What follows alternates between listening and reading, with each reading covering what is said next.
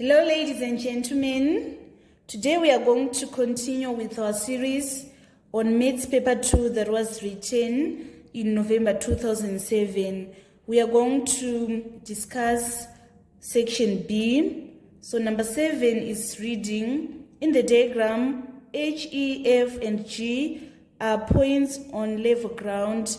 HE is equals to 35 meters, EF is equals to 20 meters, FG is equals to 38 meters, HG is equals to 50 meters, and HEF is equals to 102 degrees. On 7a, we are supposed to calculate HF. So our HF is from this point to this point. This is how we are going to calculate HF. First, we need to place small letters on our diagram. They are placed opposite of the capital letter. For example, here we have capital letter E. It means that our small letter E is going to be here. Here we have our capital letter F. Our small letter F is going to be here. And then here we have capital letter H. Our small letter H is going to be here. So in this case, we are given two sides and one angle. In order to find HF, we are going to apply the cosine rule of finding sides. We are going to say E squared is equals to F squared plus H squared minus 2FH times cos 102. So this is the cosine rule of finding sides. So here we are going to say our F is 35 and we square it. Our H is 20 and we square it, minus 2 times 35 times 20. And our cos E is cos 102. We need to punch this on our calculators. So we are saying 35 squared plus 20 squared minus 2 bracket 35 bracket 20 cos 102. We are going to obtain this figure, which is 1916.076367. And then to find E, we are going to say square root of 1916. We are going to punch it before we round it up, so that here we are having square root of our answer, and then we are obtaining 43.77. And the degree of accuracy is not specified, so we are going to round correct to 3 significant figures, so that our answer is going to be 43.8 meters. In order to obtain all the 5 marks, you're supposed to write your work clearly, showing all the steps correctly, and then you're supposed to write correct units. Here we are using meters, so our answer is going to be 43.8 meters. That is going to be our HF. By doing this, you obtain all the 5 marks on number 7a. We now need to move to the next question. On number 7, part B, we are given that if the area of triangle HFG is 0.08034 hectares, we are supposed to convert 0.08034 hectares to square meters. So you should understand that 1 hectare is equals to 10,000 square meters. So what about 0.034 hectares? This is less than 1, so it means that our square meters are going to be less than 10,000 square meters. So we are going to apply proportion. If 1 hectare is equals to 10,000 square meters, what about 0.08034? It is going to be less. So we say 0.08034 over 1 times 10,000 square meters. Let us punch on the calculator. So 0.08034 times 10,000. We are obtaining 803.4. That is going to be our answer in square meters. Let's move on to B, part 2. We want to calculate HGF. HGF is this angle. So here we are having three sides. We are going to apply the cosine rule of finding angles, because this side we calculated it before and we obtained 43.8 meters. So we are going to apply the cosine rule of finding angles in order to find HGF. Here we are having three capital letters, which are H, F, G. We need to place small letters in our diagram. Here we are having capital letter G. It means that our small letter G is going to be here. And then here we are having our F. It means our small letter F is going to be here. And then here we are having our H. Our small letter H is going to be here. So we now need to apply the cosine rule of finding angles, which is, so to find HGF, we are going to say cos G is equals to H squared plus F squared minus G squared over 2 times H times F. Make sure that you place the small letters in the diagram correctly, otherwise the failure to put the small letters on the correct side, you are not going to get the correct answer. So here our small letter H is 38, and then our small letter H is 38, our small letter F is 50. Let us substitute them on our equation, and then our small letter G is 43.8. So here we are going to say 43.8 squared, and then we say all over 2 times 38 times 58 times 50, So we are going to punch this on our calculators. We are having 38 squared plus 50 squared minus 43.8 squared. And then we divide by 2. We divide by 2 times 38 times 50. We are obtaining 0.533. So make sure that you do not round off at this stage. Now we want to find G. So in order to find G, we are going to say cos inverse of this 0.533.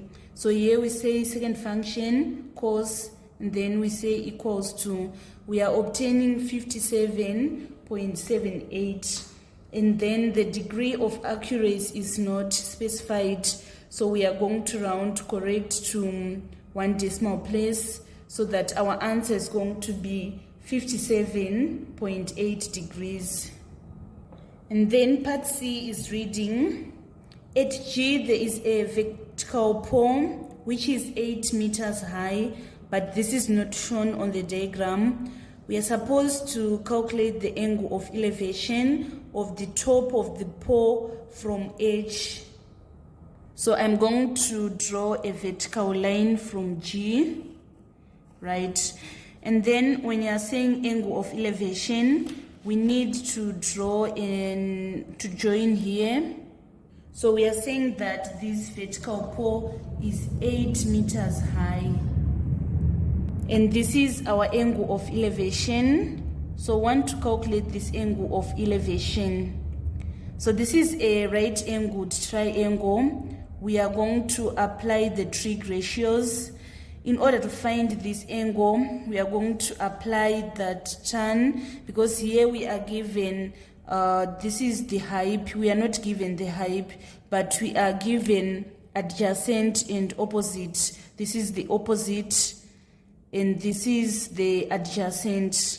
So in order to find this angle, we are going to apply tan, because for tan we say tan theta is equals to opposite over adjacent. So we are going to say tan theta is equals to 8/50. So we are saying tan theta is equals to opposite, which is 8 meters, and then our adjacent is 50 meters. So in order to find theta, we are going to say tan inverse 8/50. Let us punch on the calculator. So we are saying second function tan 8 divided by 50, and we are obtaining 9.09. That is going to be our angle of elevation. This was the complete solution for number 7. By doing this, you obtain all your 12 marks on number 7. I've underlined all the answers. Let us now move on to number 8. Number 8 was a question on functional graphs. We are given that below is a table of values for the function y is equals to 4 plus x minus x squared. We are supposed to calculate the value of p and the value of q. So we are given that we have the function y is equals to 4 plus x minus x squared. We want to calculate this p, which is y. So we say p is equals to the corresponding value for p, x value for p is minus 2. So we say 4 plus minus 2 minus 2 squared. So here we are going to say 4 minus 2, we get 2 minus 2 squared, we are going to get positive 4. So it is 2 minus that positive 4, so that our p is equals to minus 2. We are also supposed to calculate this value of q. So we are having y is equals to 4 plus x minus x squared. And then the corresponding x value for q is 2. So we say q is equals to 4 plus 2 minus 2 squared. So 4 plus 2 is 6. 6 minus 4, we get positive 2. So it means the value of q is equals to positive 2. And then on part B, we are given that using a scale of 2 centimeters to represent 1 unit on the x-axis and 2 centimeters to represent 2 units on the y-axis, we are supposed to draw the graph of y is equals to 4 plus x minus x squared for minus 3 to 4 for x-axis. So we are going to draw our functional graph using this table of values. So this is the first step. You should make sure that you follow all the instruction on the scale that you was given in the question. So we have been given that 2 centimeters is representing 1 unit in the x-axis, and then in the y-axis 2 centimeters is representing 2 units. So that is what I've done. So that I'm going to now draw our graph. So first, minus 3 in the x-axis is corresponding with minus 8 in the y-axis. So minus 3 in the x-axis and minus 8 in the y-axis. This is the point that I'm going to plot. And then next, minus 2 is corresponding with minus 2. So it is this point, this minus 2 in the x-axis is corresponding with minus 2 in the y-axis. So we are going to plot this point. Next, we are having minus 1 in the x-axis corresponding with positive 2 in the y-axis. So minus 1 in the x-axis and positive 2 in the y-axis. It is this point that I'm going to plot. And then the next we are having 0 and 4. So it is 0 in the x-axis and then 4 in the y-axis. So it is this point that I'm going to plot. Next one, I'm having 1 and 4. 1 in the x-axis and 4 in the y-axis. So it is this point, 1 in the x-axis and 4 in the y-axis. Next, I'm having 2 and q. So I was supposed to place my positive 2 here. So 2 is in line with 2. It is this point, 2 in the x-axis and 2 in the y-axis.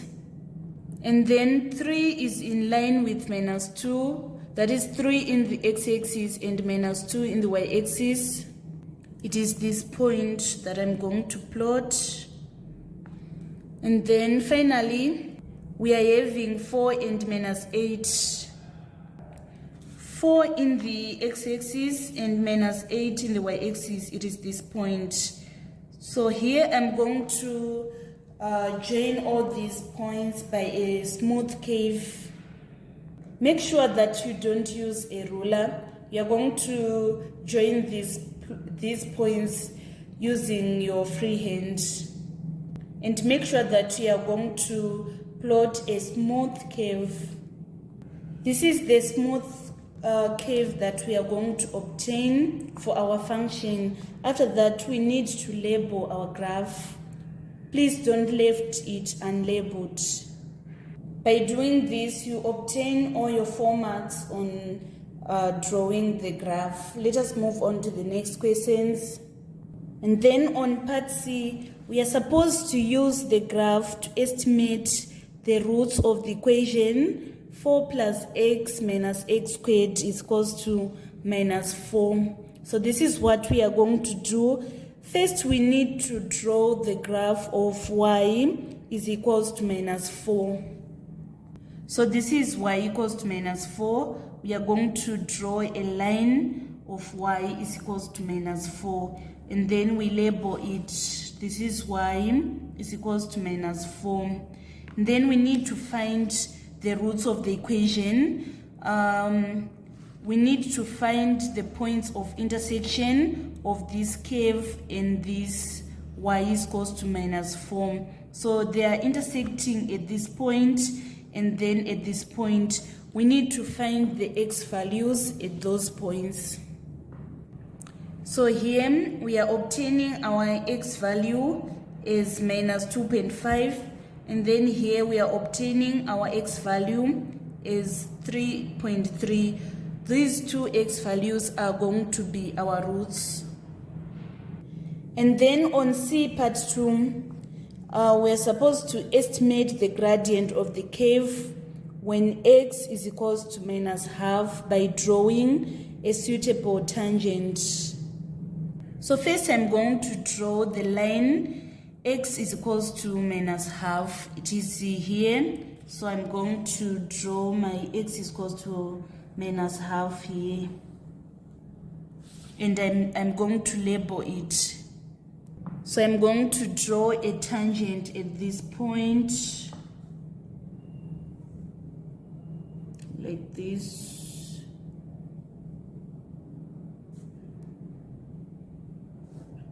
This is our tangent. We need to find the gradient. We are going to take n2 coordinates that are on the tangent. We are going to take this 0, 4 and this minus 1, 2. We need to calculate our gradient using these 2 coordinates. So gradient is equals to change in y over change in x. That is going to be the formula of our gradient. So we say 4 minus 2 minus, here we are having 0, minus 1. So it is 0 minus 1. So 4 minus 2 we get 2, and then 0 minus 1 we get 1. So it means that our gradient is going to be 2. And then on part 3, we want to find the value of x when y is maximum. So here when our y is maximum, that is at 4, the value of x is 0 and 1. And then on part 4, we are supposed to find the area of the region bounded by the graph, the x-axis, and the lines x is equals to 3 and x is equals to 4. So this is the line x is equals to 3, and we are going to label it. Then we need to draw x is equals to 4, and then we label it. This is x is equals to 4. So we need to find the area that is bounded by the x-axis, line x is equals to 3, x is equals to 4, and the curve. So it is this region that we need to find the area. There are two methods of finding this shaded region. The first method is of calculating, assuming that this is a trapezium. So let us calculate it first. So area of trapezium is half a plus b times height. So from this point to this point, according to our scale, it is 2 units. Because in y-axis, 2 units are presenting, 2 centimeters is used to represent 2 units. And then from this point to this point, we are having 8 units. And then from this point to this point, we are having 1 unit. So we are going to say half 2 plus 8 times 1. So I'm obtaining 5 square units. This is the first method. Let us try the second method. So in the second method, I'm going to extend this line so that the area of this whole portion is going to be the area of a rectangle. So here we are having 8 units times 1, which is equals to 8 units squared. So we are going to assume that this unshaded region is a triangle. It is almost a triangle in shape. So for the area of triangle, it is half base times height. From this point to this point, we are having 6 units. And then from this point to this point, we are having 1 unit. So we say 8 times 1, we obtain 8, and then minus half times 6, we obtain 3. 8 minus 3 is equals to 5. So either using the first methods or the second method, we are going to obtain the same answer, which is 5 units squared. That was all about number 8. I've calculated all the answers, and the answers that need the graph, they are presented on this graph. Let us move on to the next question. Let us move on to number 9. Number 9 is reading, in the diagram, OABC is a trapezium with OA parallel to CB. OB and AC, they intersect at G. OG is to GB is 2 is to 1. And CB is equals to half OA. OC is equals to 3A minus B. And OA is equals to 2A plus 6B. On number 9A, we are supposed to express in terms of A and or B vector AC. So want to move from A to C, we are going to say AO plus OC. But on AO, we have changed the direction. So we are going to change the signs. It is going to be minus 2A minus 6B. So AC, we are moving from A to C. So we say AC is equals to AO plus OC. And then here we are given our OA is 2A plus 6B.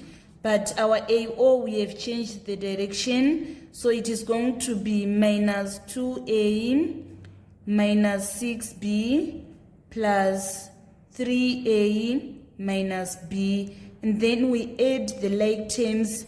Minus 2A plus 3A, we get A.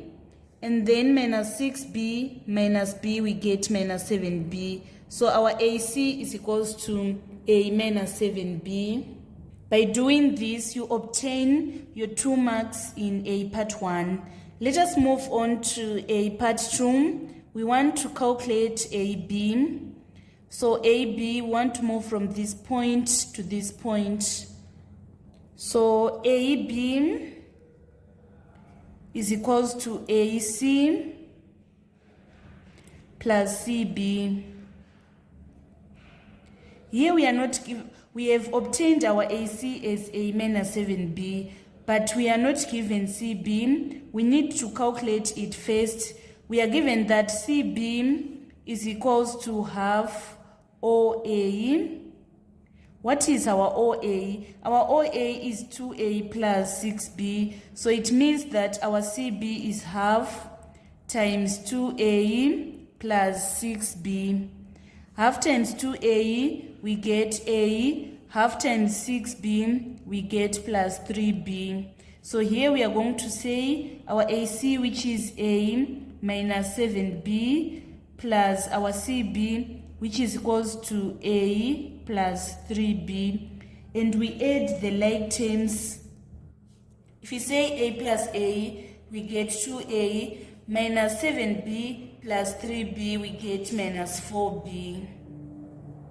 That is going to be our final answer. By doing this, you obtain your second 2 marks on number 9A, part 2. And then we want to calculate OG. We want to move from this O to this G. So we are going to use this information. We are given that OG to GB is 2:1. So if we add our ratio, it means from this point to this point, we are going to have 3. So our OG, we are going to say OG is 2/3 of OB.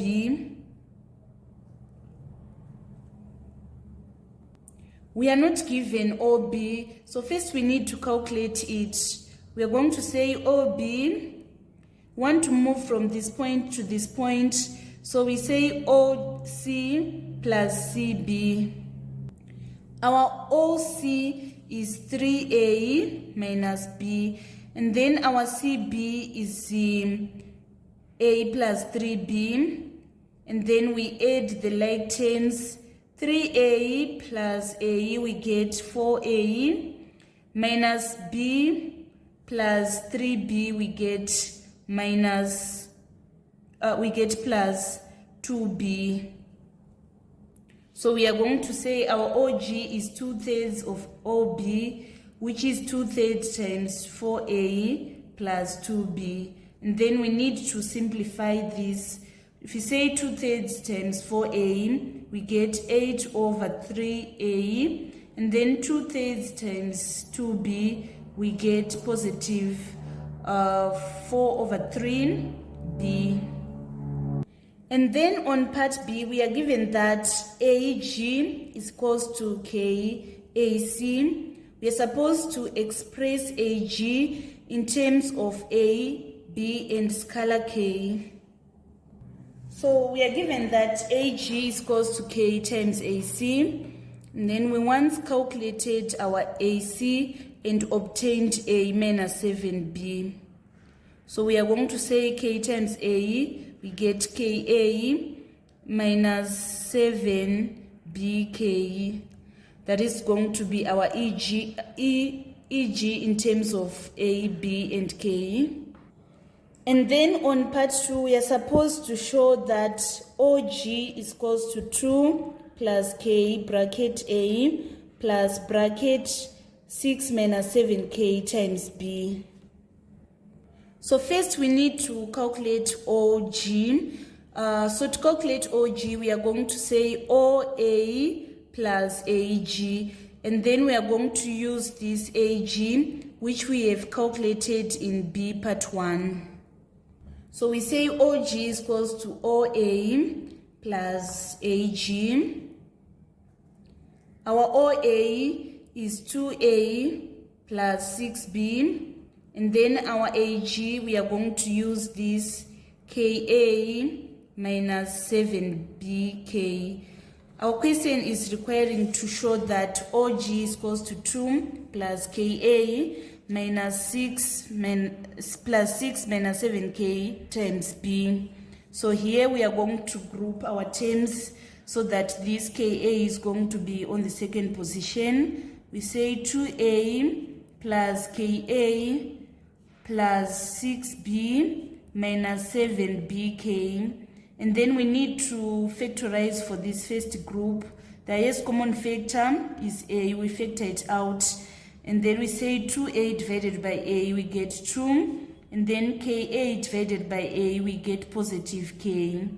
And then for this group, the highest common factor is b, we are going to factor it out, and then we say 6b divided by b, we get 6, and then minus 7bk divided by b, we get minus 7k. This is going to be our final answer. The question was requiring us to show that OG is equals to 2 plus k times a plus 6 minus 7k b. We can see that this is the same. 2 plus k bracket a plus bracket 6 minus 7k times b, which is this expression which I've managed to find. And then finally on part C, using the two expressions of OG, we are supposed to find the value of k. So the two expressions of OG that we have this OG and also this OG. We are saying 8 over 3a plus 4 over 3b is equals to 2a plus ka plus 6b minus 7bk. So first we are going to arrange the a's should be on their own. So we say 8 over 3a is equals to, at this side we are having 2a plus ka. These are the terms with a. So we are going to divide all the terms by a in order to eliminate a. So that we are going to remain with 8 over 3 is equals to 2 plus k. And then to make k the subject of formula, we need to shift this 2 to the side. It is going to be 8 over 3 minus 2 over 1 is equals to k. 8 over 3 minus 2 over 1 is equals to 2/3. So it implies that the value of k is equals to 2/3.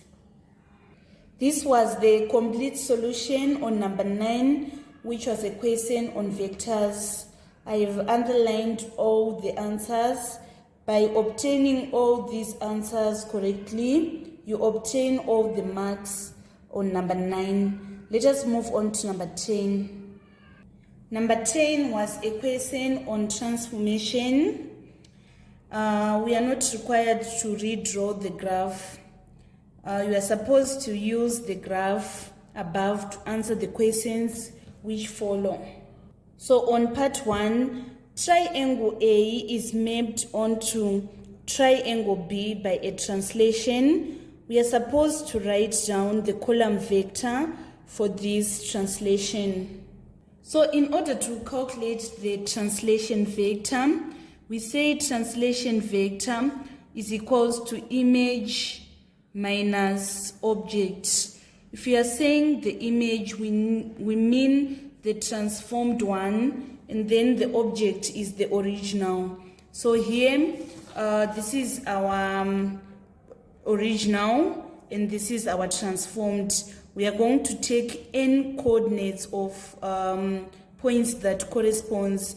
Let's say if we take this point, we are also going to take this point. If we take this point, we are also going to take this point. And then if we take this point, we are also going to take this point. So in this case, we are going to take this point.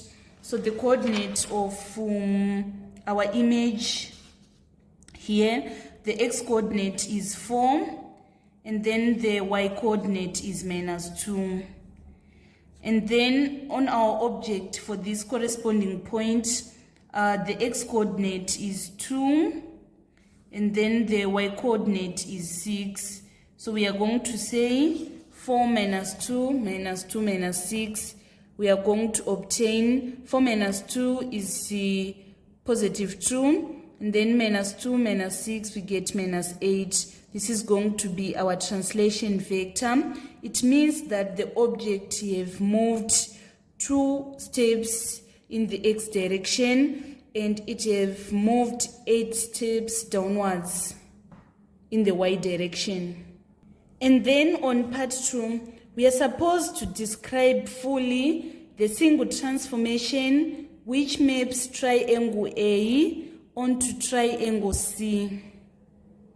So this is our object, which is triangle A, and this is our image. We are supposed to describe the transformation that transforms A onto C. We can see that it is isometry, that is this shape is equal in length with this shape, so it is isometry.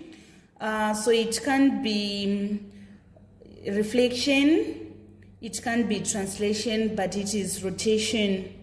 So when describing rotation, your first mark is of stating that rotation is okay. Do you obtain your first mark by just stating that it is rotation? And then you need to calculate the center of rotation, and also you need to specify the angle of rotation. So in order to find the angle of rotation, you can use a tracing paper. I'm going to draw a tracing paper that I'm going to use. So this is our tracing paper for our object. Let's say we rotate 90 degrees. It is going to be like this. And then we rotate 180 degrees. It is going to be like this. And then we rotate 270 degrees. It is going to be like this. You can see that this one and this one, they are now facing the same direction. So we can say that our shape has rotated 270 degrees clockwise, or we say it has rotated 90 degrees anti-clockwise. Let me demonstrate how the 90 degrees anti-clockwise is going to happen. If it is 90 degrees anti-clockwise, it is going to rotate like this. So you can see that this tracing paper is now facing the same direction with our image.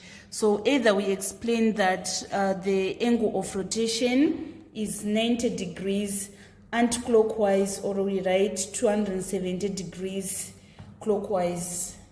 Finally, we want now to find the center of rotation. So here we want to find the points that corresponds. This is going to be our 1, our 2, our 3, and let's rotate 90 degrees anti-clockwise. It is going to be like this. So this point 3 is corresponding with this point 3. This is going to be 3 on our image. This is going to be 2 on our image, and this is going to be 1. So this is our 1, our 2, our 3. So it means this point is corresponding with this point is corresponding with this point, and this 3 is corresponding with this 3. So here we are going to draw a line that is going to join the corresponding points. We draw a line here, 1 and 1. After this, we need to draw a perpendicular bisector of the line that is joining 1 and 1. From this point, I'm going to draw a curve and another curve this side. From this point, I'm going to draw another curve and also another curve here. I'm going to join the intersection of the two arcs so that I've drawn a perpendicular bisector of that line. So this is the perpendicular bisector of the line joining A and G, 1 and 1. Now I'm going to take the corresponding 3 and 3. First, I need to draw a line that joins this point 3 and this point 3. I now need to construct the perpendicular bisector of this line. So they are having the same perpendicular bisector. So let me draw again for these 2 and these 2. I need to construct perpendicular bisector of this line which is joining this point 2 and this point 2. So the perpendicular bisector of this line and the perpendicular bisector of this line, they are meeting at this point, which is 2 in the x-axis and 8 in the y-axis. So it means that the center of rotation is 2, 8. By doing this, you obtain all the marks on rotation. So first you need to specify that rotation is occurred, and then second you need to specify the angle of rotation. Here we said it is 90 degrees anti-clockwise, or we write 270 degrees clockwise. We use the tracing paper in order to find the angle of rotation, and then in summary, in order to find the center of rotation, first you need to draw a line that joins the corresponding points for the image and object, and then you construct a perpendicular bisector of that line, and then you look for another line that join two corresponding points. You draw that line and you construct perpendicular bisector, and then after that there's the point where the perpendicular bisector meets. That point is the center of rotation. So in this question, they were meeting at 2, 8. That is going to be our center of rotation. And then on part 3, a reflection maps triangle A onto triangle D. Write down the equation of the mirror line. So we need to join endpoints of the corresponding points. For example, in this case, this point is going to correspond with this point. So we need to draw a line that joins these 2 points. After this, we need to construct perpendicular bisector of this line. So from this point, I'm going to construct an arc. And then I construct another arc. And then from this point, I'll construct another arc and another arc here. And then I'm going to join the intersection of those two arcs. So we need to find the equation of that perpendicular bisector. So here, we are going to take n2 points from our perpendicular bisector. Let's say we take this point, which is 0, minus 2, and then we take this point, which is minus 2 and 0. We want to find the gradient. So to find the gradient, we are going to say change in y over change in x. Let's say we say minus 2 minus 0 over 0 minus minus 2. This is equals to minus 2 over 2. We are going to get our gradient as 1. And then we present our equation of line as y is equals to mx plus c. our m, so we write y is equals to, our m is positive 1, and then our c, we are going to see our c on the graph. It is the y-intercept where the line is crossing y-axis, the y-coordinate when the line is crossing y-axis. So it is crossing at -2. So our equation is going to be y is equals to x minus 2. Sorry, I've left minus, because here if we say -2 divided by 2, we get -1. So we are going to say y is equals to -1 times x plus -2. So our equation is going to be y is equals to -x minus 2. And then on part V, we are informed that triangle A is mapped onto triangle E by a one-way stretch. We are supposed to write down the stretch factor and the equation of the invariant line. So I've left part 4. Part 4 is reading triangle D is mapped onto triangle F by a single transformation. We are supposed to write down the matrix which represents this transformation. So this is our triangle D, which is mapped onto triangle F, right? On triangle F by a single transformation. We're supposed to write down the matrix which represents this transformation. So we can see that this is enlargement.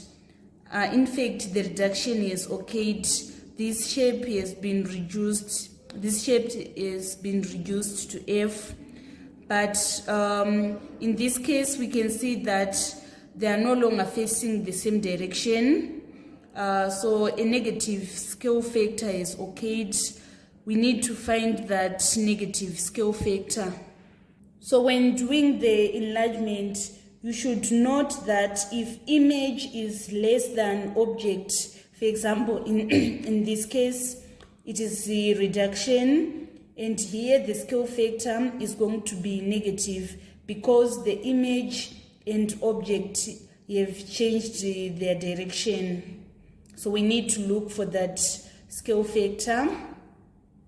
So this point is corresponding with this point. We already have a line that is joining these two corresponding points. We need to draw a line that is going to join two other corresponding points. For example, this point corresponds with this point. So we need to draw a line that joins this point and this point. So we can see that the line that joins this point and this point is meeting with the line that joins this point and this point at 0, 0. So it means that our center of rotation is 0, 0. So let me correct myself. Our center of enlargement is 0, 0. So when the center of enlargement is 0, 0, the matrix that is used is K, 0, 0, K. So we need to find the scale factor K. We are going to take n two corresponding points. For example, for our object, we are going to take this point, which is -4, -4. And then the corresponding point for, this is our object. The corresponding point on our image is this 2, 2. So we are saying if we multiply K0, 0K with -4, -4, we are going to obtain 2, 2. So we need to find our scale factor. So if we say 2 times 4K, we get -4K. And then 0 times -4K, it is 0. And this -4K is equals to 2. We need to make K the subject of formula. So we are going to divide both sides by -4. so that our k is going to be negative half. So it means that our scale factor of enlargement is negative half. And then on part 4, we are given that triangle A is mapped onto triangle E by one-way stretch. We are supposed to write down the stretch factor. So here is our A, which is the original, and it is transformed to E by stretch. So we can see on our diagram that the y-coordinate is not changing for our image and our object. The y-coordinates, they are the same. So it means that the y-axis is our invariant line. So when y-axis is invariant line, the matrix that is used is K001, where K is the stretch factor. So we are going to take N2 points, 2 corresponding points. For example, on our image, we are going to take this point, which is 2, 6. This point is corresponding with this point, which is -3 and 6.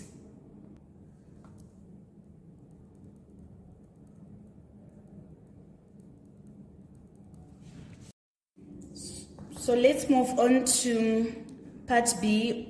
We are given that we are supposed to write down the equation of the invariant line.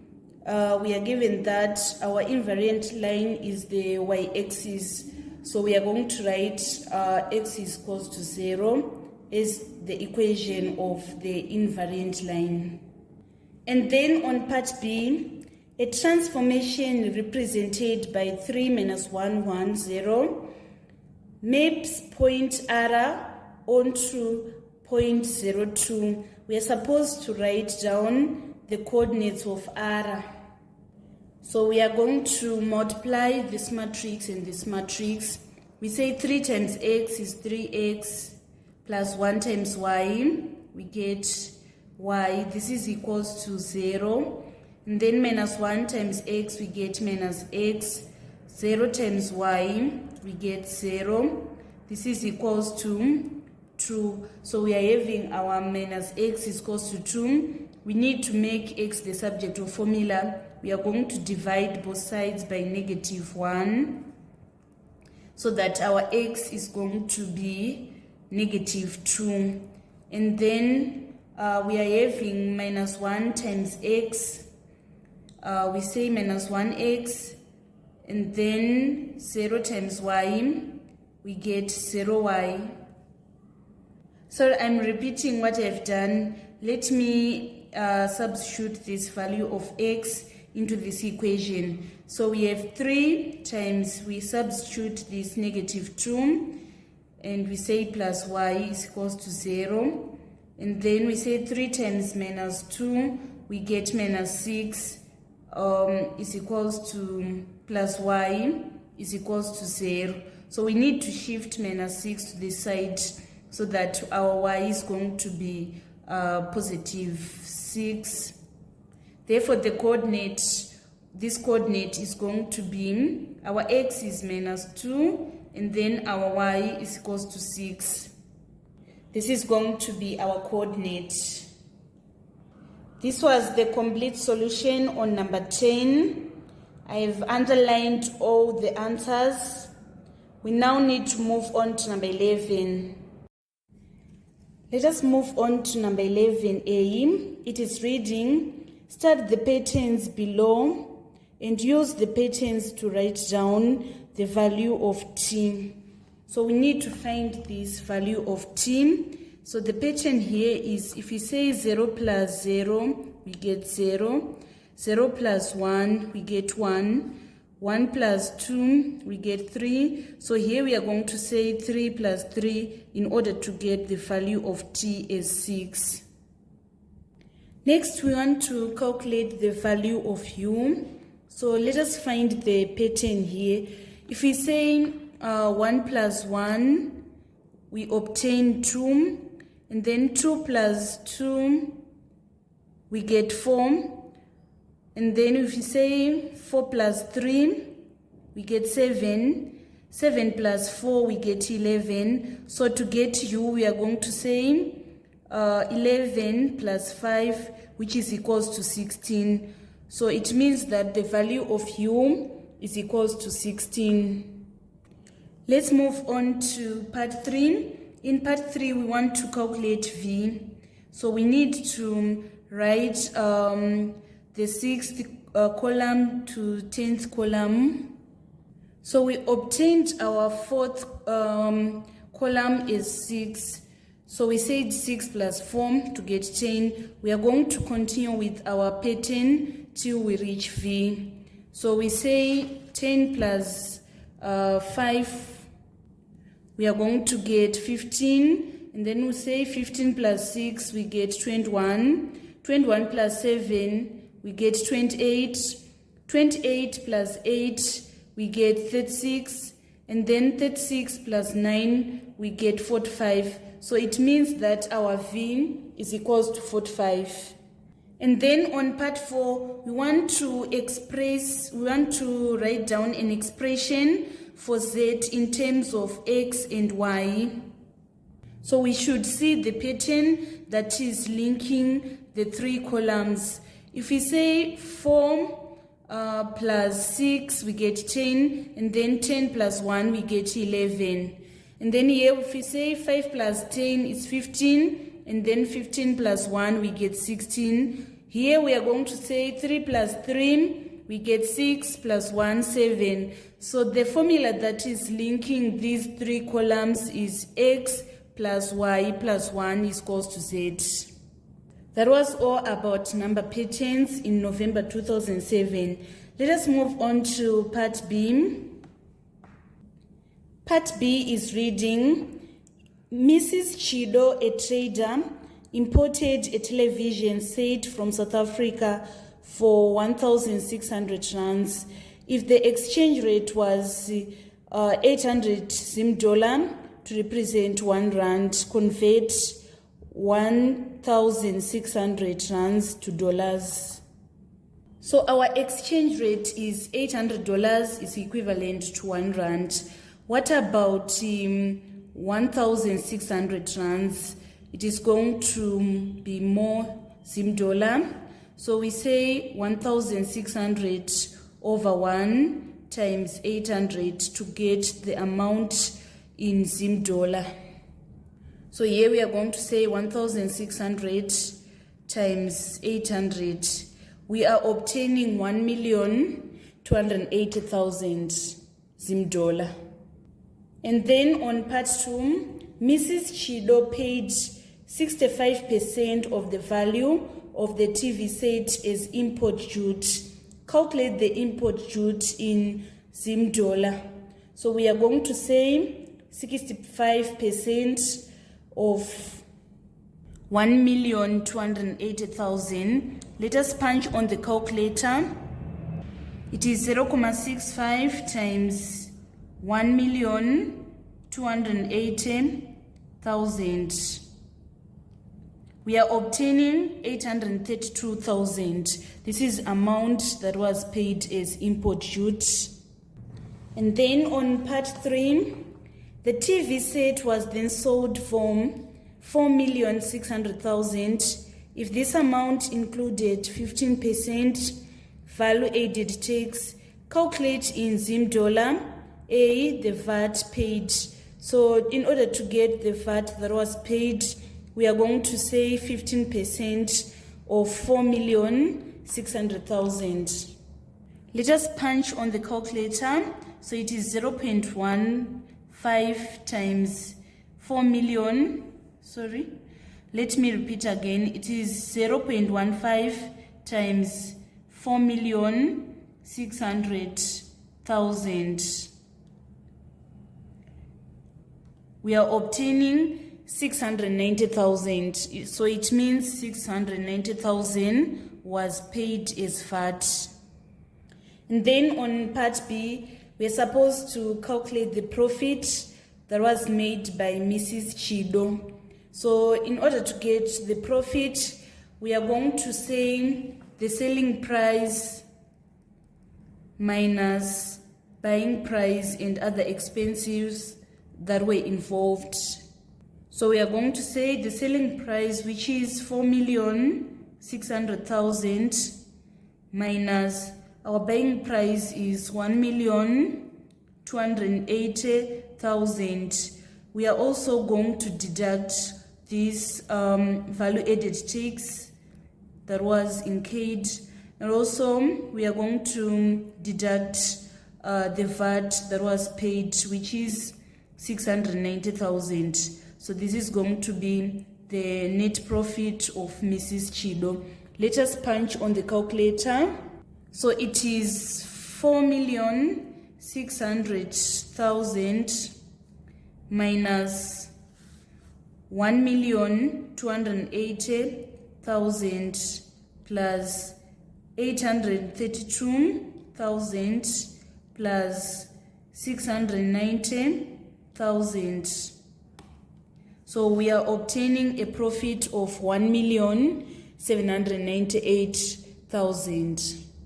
That was all about number 11 in November 2007. Let us go to the final question, which was a question on statistics. Number 12, answer the whole of this question on a sheet of graph paper. The table shows the number of patients who are HIV positive recorded at a district hospital. We are supposed to find the values of P, Q, and R. So in order to find the value of P, we are going to say 60 plus 140. This is equals to 200. And then to find the value of Q, we are going to say 200 plus 450, which is equals to 650. And then to find the value of R, we are going to say 1,550 minus 1,160. Let us punch on the calculator. 1,550 minus 1,160. We are obtaining 390. So it means that our R is 390. This is how you calculate P, Q, and R. And then on part B, using a scale of 2 centimeters to represent 200 patients on the vertical axis and 2 centimeters to represent 10 years on the horizontal axis, draw the cumulative frequency curve for the given data. So this is the first step. You should make sure that you follow the scale that is given, and then you label your axis.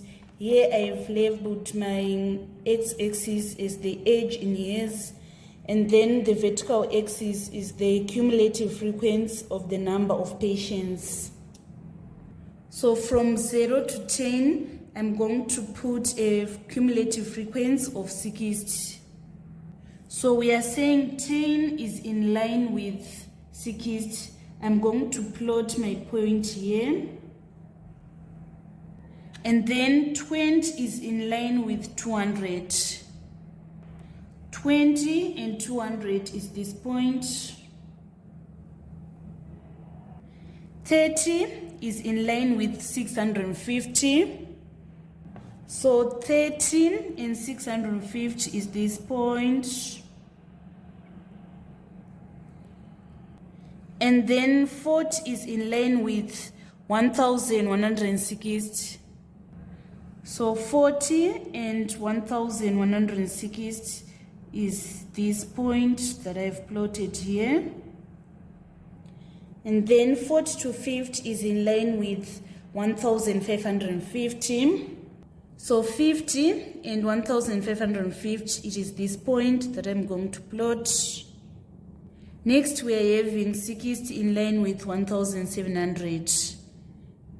Finally, we are having 70 in line with 1,750.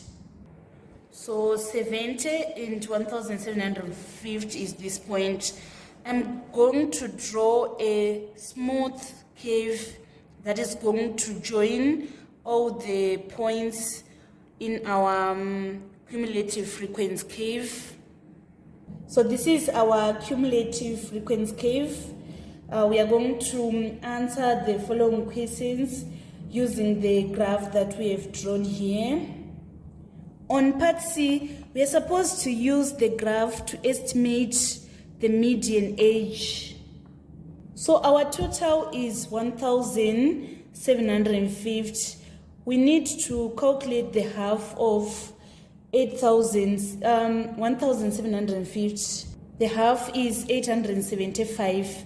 So we are going on our graph to look for 875. I'm going to draw a line from 875 till it touches the cumulative frequency curve.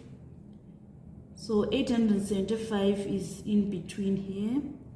So I'm going to draw a straight line till it reaches this curve. And after that, I need to find out the age that corresponds with this value. So I'm going to draw another line that comes from this point to the x-axis. So this line is corresponding with 35 years. So it means that our median is equals to 35 years. And then part 2, we are supposed to use the graph to estimate the number of patients in the age group 22 to 45. So first we need to find the corresponding cumulative frequency of 45 years. So 45 years is at this point. I'm going to draw a line till it reaches the cumulative frequency curve. When this line reaches the cumulative frequency, I need to draw a line from this point to the y-axis to find the cumulative frequency of 45 years. So 45 years is lining with 1,380 on our cumulative frequency. So now I want to find the cumulative frequency of 22 years. So 22 years, we say 1, 2, and then we draw a line that is going to touch the cumulative frequency. And then we see the value which is lining with 22 years. Here it is 220, 240, 260. We are obtaining 260. Therefore, the difference is going to be our answer. We say 1,380 minus 260. Let us punch on the calculator. 1,380 minus 260 is equals to 1,120. That is going to be our answer on C part 2. Then on part D, if 2 patients are chosen at random, find the probability that one is at most 20 years old and the other is more than 60 years old. So when we are saying at most, it means it is 20 years and below. So we need to find the number that corresponds with 20 years and below. So we go on our graph and we draw a line that corresponds with 20 years. This is for 0 to 20. We are having 200. So we are going to say the probability of patient being at most 20 years is equals to 200 over the total, which is 1,750. So the probability of 60 years old and above, let us look for it in our graph. Probability of 60 years and above, we are going to say probability of 70 minus 60. We are going to take our probability here. So we need to find the number of patients with 60 years and above. First, let us find the number of patients with 60 and above. We are going to draw a line from this cumulative frequency to this cumulative frequency curve to this vertical axis. And then for 70 we are having 1750. For 60 we are having 1700. So we say 1750 minus 1700. We are obtaining 50. So the probability that is required is we should find the probability that is one is at most 20 years and the other is more than 60 years old. So the probability of at most 20 years is 200 over 1750. And then the probability that one is going to be more than 60 years old, it is 50 over 1749. The denominator is going to change since we have selected one who is at most 20 years old. Now to find the probability of end, we need to multiply this probability and this probability. So let us multiply. We are having 200 over 1750 times 50 over 1749. We are obtaining 0.003267. That is going to be our probability. This was our cumulative frequency curve, and these were the answers that we worked out, which doesn't require the graph. So this marks the end of our tutorial today on section B of November 2007. Thank you so much, guys, for following me on this channel. I really appreciate your views. I appreciate your subscriptions. I love you all one by one. Please don't forget to share, don't forget to subscribe, and also don't forget to like my videos. I love you all. This is Eve signing out.